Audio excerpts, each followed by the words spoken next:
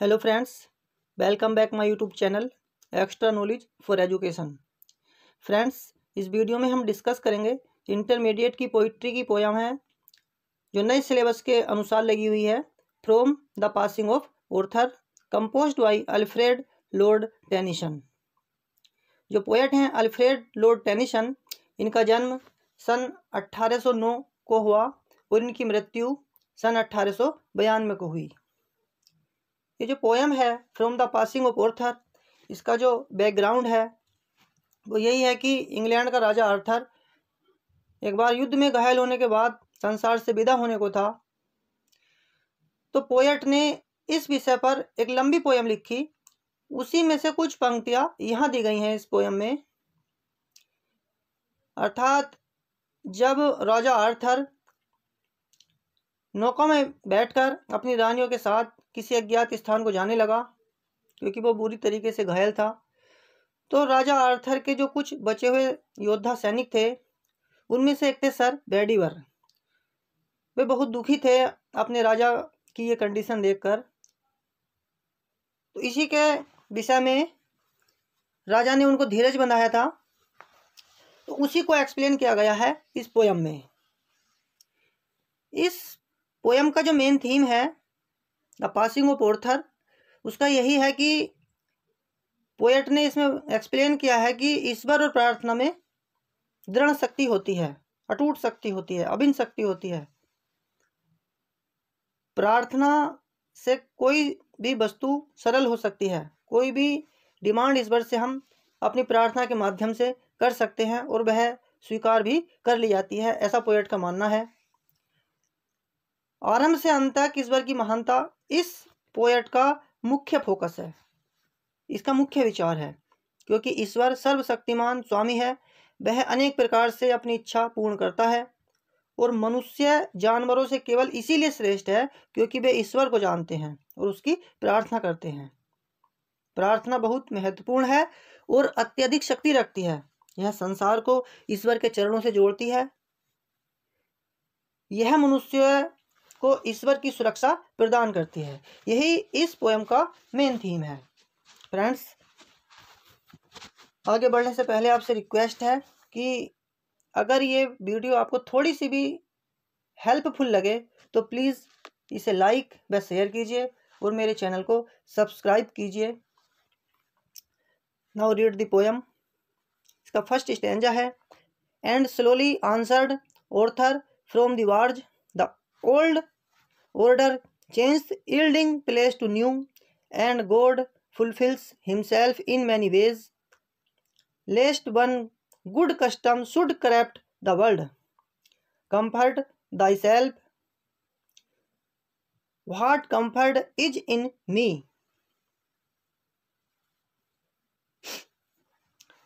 And slowly answered Arthur from the barge. Barge कहते हैं ए light boat, एक हल्की नौका या बजरा। क्योंकि राजा घायल है और वो अपने सेनापति को सर बेडीवर को कुछ उत्तर देता है। स्लोली मीन्स धीरे से, फ्रॉम द बार्ज उस नौका से। वो अपने सेनापति है उसको बताता है सर बेडीवर को, The old order changed, yielding place to new. तो समझाते हुए कहते हैं कि हमें बीती हुई बातों से दुखी नहीं होना चाहिए, क्योंकि पुरानी प्रणाली सदैव बदलती है और उसके स्थान पर एक नई प्रणाली आती है। And God fulfills himself in many ways, lest one good custom should corrupt the world. अर्थात जब राजा आर्थर सर बेडीवर को बजरे में बैठा देते हैं तो राजा ने दुखी मन से कहा कि भाई आप कहीं का नहीं रहा, पुराना सब कुछ नष्ट हो गया। राजा उसे समझाता है, क्योंकि वह घायल था, वह धीरे से बोलता है। तो सर बेडीवर से कहा कि उसे बीते काल की बातों को लियो दुखी नहीं होना चाहिए, क्योंकि पुरानी प्रणाली सदैव बदलती है और वह नई प्रणाली को स्थान देती है। एक ही प्रणाली सदा नहीं बनी रह सकती। यदि वह अच्छी है तब भी पुरानी होने पर बेकार हो जाती है। वह संसार को अपवित्र और अनैतिक बना सकती है। Lest one good custom should corrupt the world. अतः ईश्वर एक ही ढंग से नहीं चिपटा रह सकता, वह जो करना चाहता है उसे विभिन्न ढंगों से करता है। नेक्स्ट स्टेंजा है इस पोएम का, comfort thy self, what comfort is in me, I have lived my life and that which I have done, may he within himself make pure but thou, if thou shouldest never see my face again, pray for my soul।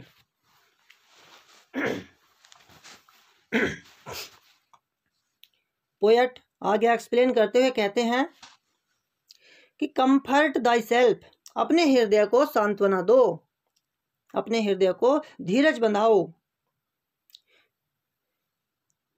Poet explain करते हैं कि राजा Arthur sir बेडीवर को धैर्य बंधाने का प्रयत्न करता है। वह कहता है कि अब कोई महत्वपूर्ण कार्य करने में वह असमर्थ है। राजा आर्थर बेडीवर से कहता है, I have lived my life, कि मैं अपना जीवन जी चुका हूँ, and that which I have done, और जो कुछ मैंने किया, may he within himself make pure but thou, उनकी यही इच्छा है कि सर बेडीवर भगवान से प्रार्थना करे कि वह उसके कार्यों को स्वीकार करे, तब वे may he within himself make pure but thou, कि जब वे पवित्र हो जाएंगे।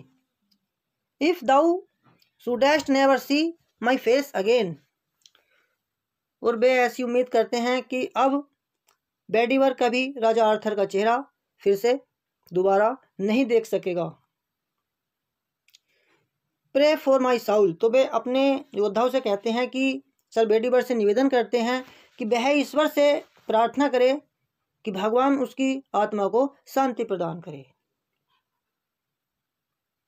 नेक्स्ट स्टेंजा है इस पोएम का, than this world dreams of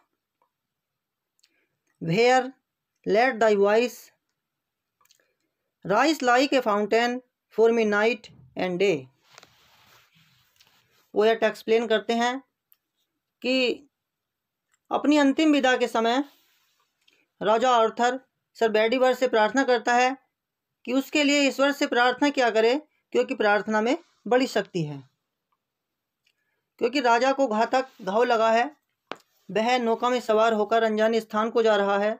sir बेडीवर विदाई के समय दुखी है। राजा उनसे प्रार्थना करता है कि वह उसकी आत्मा की शांति के लिए ईश्वर से प्रार्थना करे, क्योंकि प्रार्थना में बड़ी शक्ति है। यह अनेक अद्भुत कार्य कर सकती है। संसार के लोग उन कामों के बारे में सोच तक नहीं सकते। अतः वह राजा आर्थर के लिए ईश्वर से प्रार्थना करे।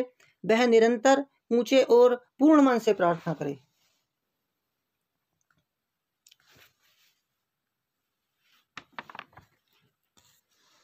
नेक्स्ट स्टेंजा है इस पोएम का, for what are men better than sheep or goats that nourish a blind life within the brain, if knowing God they lift not hands of prayer both for themselves and those who call them friend, for so the whole round earth is every way bound by gold chain about the feet of God.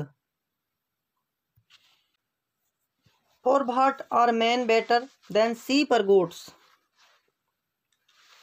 Poet explain करते हैं कि मनुष्य सीप यानी भेड़ और बकरियों से किस तरीके से अलग है, किस लिए वह श्रेष्ठ है। That nourish a blind life within the brain, क्योंकि भेड़ बकरियां अपनी आंतरिक भावना से चलने वाला जीवन व्यतीत करती हैं, क्योंकि वे भगवान से प्रेयर नहीं कर सकती, आध्यात्मिक ज्ञान से रहित होती हैं। If knowing God they lift no hands of prayer, और वे प्रार्थना के लिए भगवान के आगे हाथ जोड़कर खड़े नहीं हो सकते। Both for them self and those who call them friends. इस यानी पोएट एक्सप्लेन करते हैं कि राजा सर बेडीवर को ये समझाते हैं कि वे प्रार्थना क्यों करें, क्योंकि भेड़ बकरियों जैसे पशु नहीं जानते कि वे क्या कर रहे हैं, क्योंकि उसमें ज्ञान नहीं होता। वे आंतरिक भावनाओं से संचालित होते हैं। मनुष्य ईश्वर को जानते हैं, अतः वे भेड़ बकरियों की अपेक्षा महान हैं। यदि वे अपने और अपने मित्रों के लिए ईश्वर से प्रार्थना नहीं करते हैं तो वे उन पशुओं के समान हैं, उनसे अच्छे नहीं हैं, क्योंकि प्रार्थना का बड़ा महत्व है। यह मनुष्य और ईश्वर के मध्य एक मात्र कड़ी है। प्रार्थना वह बहुमूल्य बंधन है जो मनुष्य को ईश्वर की शरण में लाता है। For so the whole round earth is every way bound by gold chain about the feet of God। अर्थात ये भगवान की शरण में लाता है मनुष्य को। प्रार्थना का एक ऐसा बंधन है। But now farewell, I am going along में। पोएट एक्सप्लेन करते हुए कहते हैं कि राजा आर्थर कहता है कि अब मेरी विदाई का समय है, क्योंकि मैं एक लंबे रास्ते पर जा रहा हूं। फ्रेंड्स, कमेंट सेक्शन में ज़रूर बताइए आपको ये वीडियो कैसी लगी। अगर आपको वीडियो थोड़ी सी भी हेल्पफुल लगी हो, प्लीज़ इस वीडियो को लाइक कीजिए, अपने दोस्तों के साथ शेयर कीजिए और हमारे channel extra knowledge for education को सब्सक्राइब कीजिए। Thanks for watching my video. Thank you very much all of you. जय हिंद, जय भारत।